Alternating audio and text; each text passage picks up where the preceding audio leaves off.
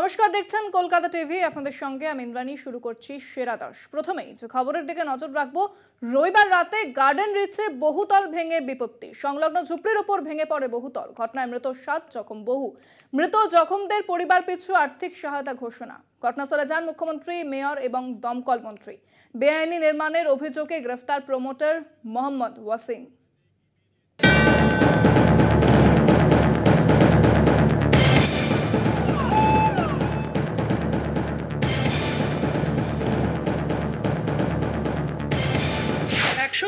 নম্বর ওয়ার্ডে garden rich port এলাকায় ফতেহপুর রোডে বহুতল ভেঙে বিপর্যয়। নির্মীয়মান বহুতলের আশেপাশে একাধিক ঝুপড়ি রয়েছে। রবিবার রাতে সেই ঝুপড়িগুলোর উপরে হুড়মুড় করে ভেঙে পড়ে 5তলা বিল্ডিংটি। খবর পেয়ে ঘটনাস্থলে পৌঁছন দমকল মন্ত্রী সুজিত বসু এবং কলকাতার মেয়র ফিরহাদ হাকিম। রাতভর উদ্ধার কাজের তত্ত্বাবধান করেন তারা। যুদ্ধকালীন তৎপরতায় উদ্ধার কাজ চালায় পুলিশ, বিপর্যয় মোকাবিলা বাহিনী এবং দমকল। ধ্বংসস্তূপের নিচে আটকে পড়েন বহু মানুষ, আহত হন বহু মানুষ, নিহতও হয়েছেন বেশ কয়েকজন। ঘটনায় মৃতদের পরিবার পিছু 5 লক্ষ টাকা এবং আহতদের পরিবার পিছু 1 লক্ষ টাকা করে আর্থিক সহায়তা ঘোষণা। অভিযোগ, বেআইনিভাবে তৈরি হয় ওই বহুতল। প্রমোটার মোহাম্মদ ওয়াসিমকে গ্রেফতার করা হয়েছে ইতিমধ্যেই। ঘটনার খবর পেয়ে অসুস্থ শরীরে মাথায় ব্যান্ডেজ নিয়ে ঘটনাস্থলে হাজির হন মুখ্যমন্ত্রী মমতা বন্দ্যোপাধ্যায়। প্রশাসনিক ব্যবস্থার আশ্বাসও দিয়েছেন তিনি। স্থানীয় বেসরকারি হাসপাতালে জখমদের দেখতে যান মুখ্যমন্ত্রী। খোদ মেয়রের এলাকায় বেআইনি বহুতলের নির্মাণ নিয়ে উঠেছে একাধিক প্রশ্ন। সরব হয়েছেন বিরোধীরা। কলকাতা টিভি।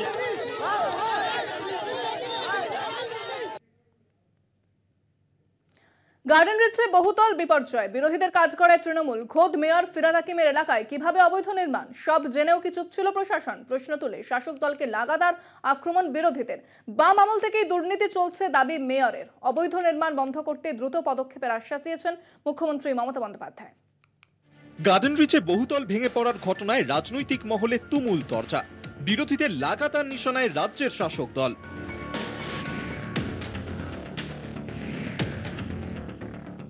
প্রতি স্কোয়ার ফিটে যদি আপনি টাকা নেন, আপনার মেরুদণ্ডে জোর থাকবে এর বিরুদ্ধে প্রতিবাদ করার।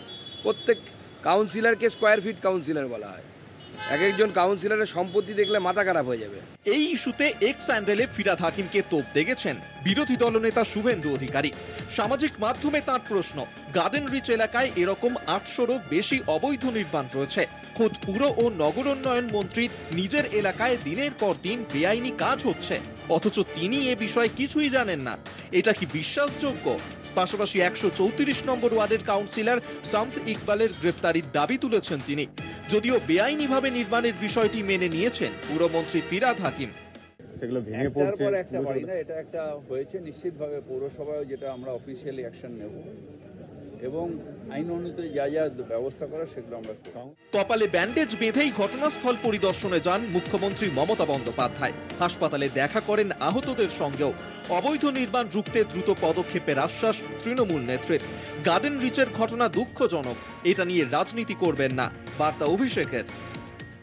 ইল্লিগাল যে কাজগুলো কেউ যদি করে থাকে তার বিরুদ্ধে অফিসিয়াল অ্যাকশন নেওয়ার জন্য আমি প্রশাসনের কাছে অনুরোধ করব।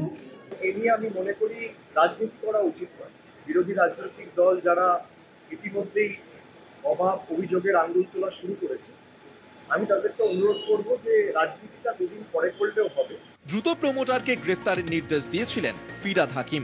সেই মতোই প্রমোটারকে গ্রেফতার করেছে পুলিশ। কলকাতা টিভি। রাজ্য পুলিশের ডিজি রাজীব কুমারকে সরিয়ে দিল নির্বাচন কমিশন। একই সঙ্গে গুজরাট, উত্তরপ্রদেশ, বিহার, ঝাড়খণ্ড, হিমাচল প্রদেশ, উত্তরাখণ্ডের স্বরাষ্ট্র সচিবকে অপসারণের নির্দেশ দেওয়া হয়েছে। সরানো হয় মিজোরাম, হিমাচল প্রদেশের জেনারেল অ্যাডমিনিস্ট্রেশন বিভাগের সচিবকেও। সোমবার নির্বাচন কমিশন সংশ্লিষ্ট রাজ্যগুলিকে এই বিষয়ে চিঠি দিয়ে বিকল্প নাম চেয়ে পাঠায়। গত শনিবার অষ্টাদশ লোকসভা নির্বাচনে বিজ্ঞপ্তি জারি হয়। তারপরেই নির্বাচন কমিশনের আদর্শ আচরণবিধি কার্যকর হতেই সোমবারই বাংলা সহ একাধিক রাজ্যে প্রশাসনিক শীর্ষ পদে বদলির সিদ্ধান্ত নিল কমিশন। এদিন ডিজি পদে রাজীব কুমারকে অপসারণের নির্দেশ দিয়ে রাজ্যের মুখ্য সচিব বিপি গোপালিকাকে চিঠি দেয় জাতীয় নির্বাচন কমিশন। ঘটনাচক্রে এর আগেও একাধিকবার নির্বাচনের মুখে কমিশনের ফরমানে বদলি হতে হয় রাজীবকে। 2016 সালে বিধানসভা নির্বাচনের প্রাককালে কলকাতা পুলিশ কমিশনারের পদ থেকে সরতে হয়েছিল তাঁকে। ভোট মিটতেই স্বপদে বহাল হন তিনি। 2019 সালে ফেব্রুয়ারি মাসে সারদা কেলেঙ্কারির তদন্তে সিবিআই তাঁকে জেরা করতে চাইলে মুখ্যমন্ত্রী মমতা বন্দ্যোপাধ্যায় তাতে বাধা দেন। সিবিআই তথা কেন্দ্রের বিরুদ্ধে ধর্মতলায় ধর্নায় বসেছিলেন মমতা। সারদা মামলার তাকে তৃণমূল নেতা কুণাল ঘোষের মুখোমুখি বসিয়ে শিলংয়ে নিয়ে গিয়ে জেরা করেছিল সিবিআই। সেই সব ঘটনাকে কেন্দ্র করে আলোড়ন তৈরি হয় রাজ্য রাজনীতিতে। অবশেষে মুখ্যমন্ত্রী তাকে রাজ্যের তথ্য প্রযুক্তি দপ্তরের প্রিন্সিপাল সেক্রেটারি পদে নিয়োগ করেন। গত ডিসেম্বরে রাজ্য পুলিশের ডিজির পদে বসানো হয় রাজীবকে। এদিন তাকে অপসারণের পাশাপাশি যাতে কোনো নির্বাচন সংক্রান্ত কাজে যুক্ত না করা হয় সেই বিষয়েও রাজ্যের মুখ্য সচিবকে সতর্ক করে দিয়েছে কমিশন। নির্বাচন কমিশনারের এই সিদ্ধান্তের সমালোচনায় সরব হয়েছে তৃণমূল। প্রত্যাশিতভাবেই রাজীব কুমারের অপসারণের সিদ্ধান্তে খুশি বিরোধী বিজেপি। ভোটের সময় কেন্দ্রীয় বাহিনীকে রাজ্যের শাসকের স্বার্থে কাজে লাগানো হয়, এমনই অভিযোগ তুলে বিজেপির দাবি ডিজির পদের নিরপেক্ষতা রক্ষায় কমিশনের সিদ্ধান্ত সঠিক। বিকেলে রাজ্যের পাঠানো তালিকা থেকে 1988 সালের আইপিএস অফিসার বিবেক সহায়কে নতুন ডিজি হিসেবে নিযুক্ত করা হয়, আর রাজীবকে তার ছেড়ে আসা তথ্য প্রযুক্তি দফতরেই পুনর্নিয়োগ করল নবান্ন। কলকাতা টিভি। সেরা দর্শক, এখন সময় একটা বিরতির। ফিরছি বিরতির পর, সঙ্গে থাকুন। ফিরে এলাম বিরতির পর। যে খবরের দিকে নজর রাখবো, ভোটের আবহে সিএ ইস্যুতে সরগরম রাজ্য রাজনীতি। যে মতুয়া ভোটের লক্ষ্যে বিজেপি পদক্ষেপ, সেই মতুয়া সমাজের একাংশই দ্বিধা বিভক্ত। উপযুক্ত নথি দেখাতে না পারলে নাগরিকত্ব চলে যাবে, এমন আশঙ্কায় মতুয়া সম্প্রদায়ের একাংশ তুঙ্গে শাসক বিরোধী চর্চা।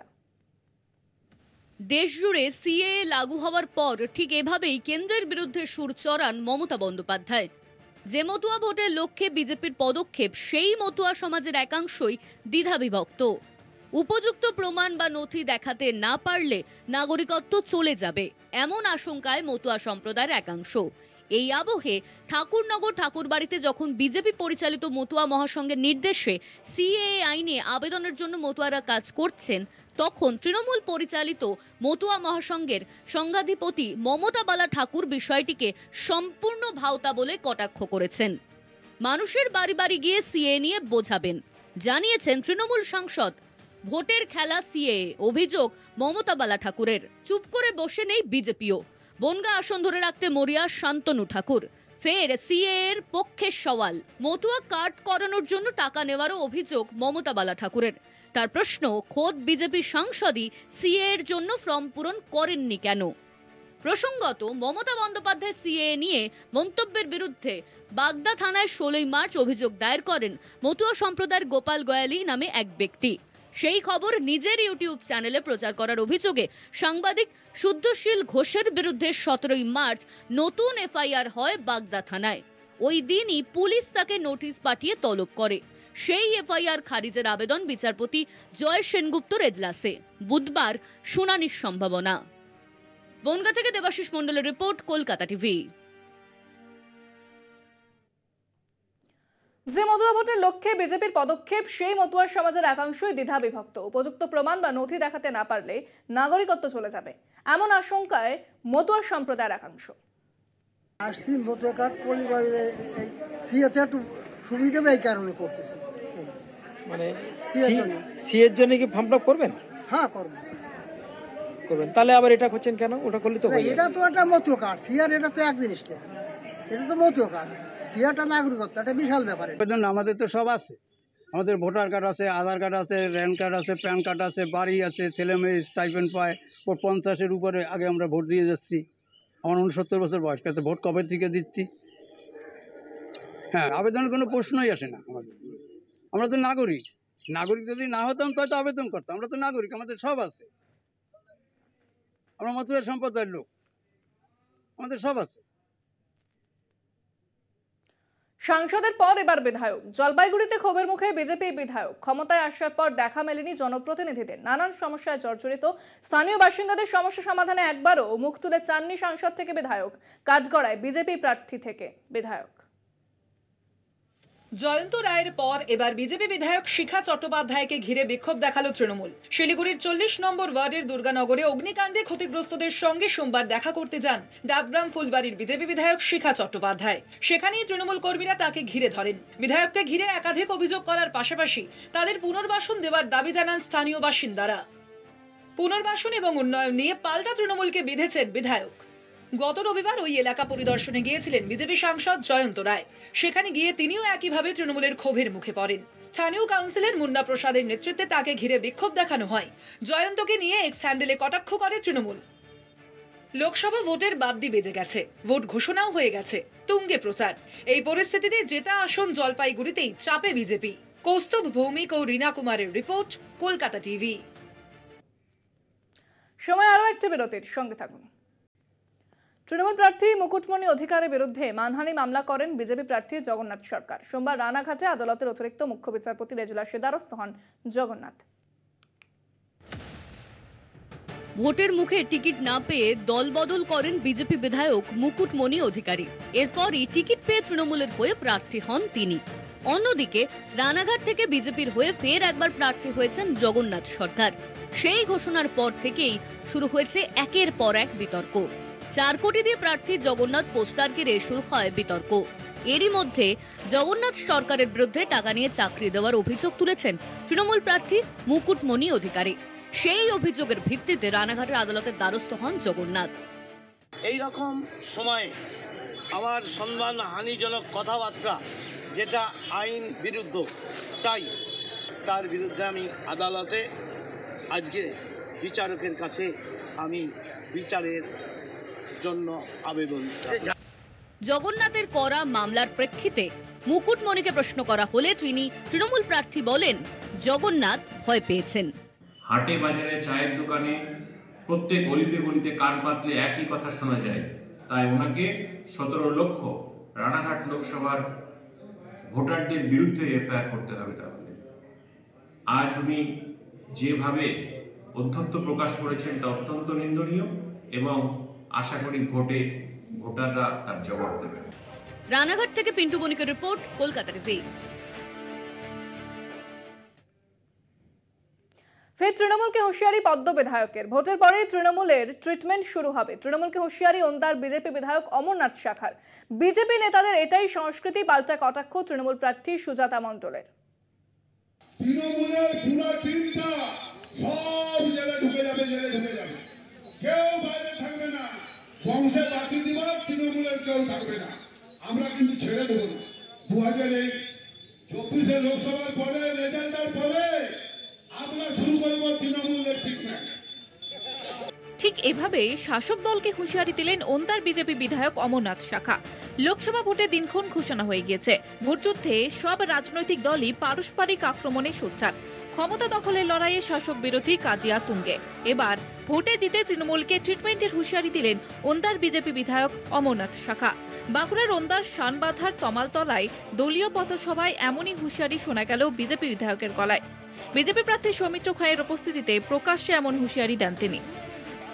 ওদের এটাই সংস্কৃতি, কটাক্ষ তৃণমূল প্রার্থী সুজাতা মণ্ডলের। ধর্মীয় উস্কানিমূলকতা, এই তৃণমূলকে মেরে দেবো, কেটে দেবো, মানে মানুষ ওনাদেরকে জেতাবে তৃণমূলকে মারা কাটার জন্য। ওনারা কোনো উন্নয়ন ওনারা করবেন না, তার ফলে উন্নয়ন বিধায়ক সাংসদ করেননি।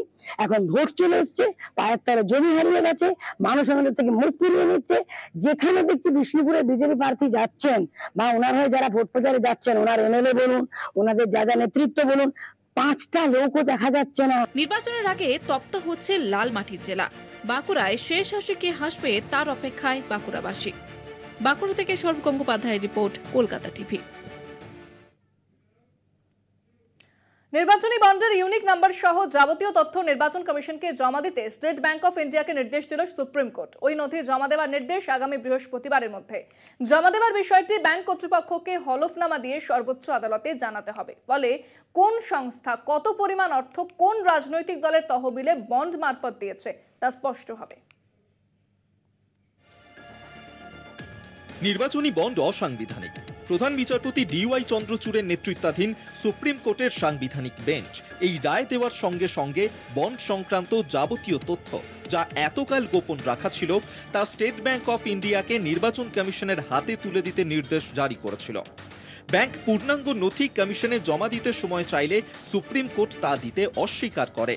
সেই চাপের মুখে পড়ে ব্যাংক যে তথ্য কমিশনকে দেয় তাতে বন্ড ক্রেতা ও চাঁদাপ্রাপ্ত রাজনৈতিক দলের নাম মিললেও বিতর্ক দেখা দেয়। অসম্পূর্ণ তথ্য দেওয়ার জন্য সুপ্রিম কোর্টে ফের ধমক দিয়ে ব্যাংকের ব্যাখ্যা তলব করে। সোমবার সেই বিষয়ে সুপ্রিম কোর্ট জানায় ব্যাংককে বন্ডের ক্রমিক সংখ্যা এবং তা চিহ্নিতকরণে তৈরি করা আলফানিউমেরিক নম্বর সহ সমস্ত তথ্য কমিশনে জমা দিতে হবে। এবারেও সময়সীমা বেঁধে দিয়েছে সর্বোচ্চ আদালত। নথি কমিশনকে দেওয়ার বিষয়ে আগামী বৃহস্পতিবার বিকেল 5টার মধ্যে এসবিআই চেয়ারম্যানকে হলফনামা দিয়ে জানাতে হবে আদালতকে। বন্ড সূত্রে সর্বাধিক অর্থ উপার্জন করেছে বিজেপি। তথ্য প্রকাশ্যে আসতেই বিরোধীরা এই প্রশ্নে কেন্দ্রের শাসক দলের বিরুদ্ধে সরব হয়েছে। তাদের দাবি, কেন্দ্রীয় এজেন্সিকে দিয়ে চাপ দিয়ে কর্পোরেট সংস্থার কাছ থেকে মোটা টাকা আদায় করেছে বিজেপি।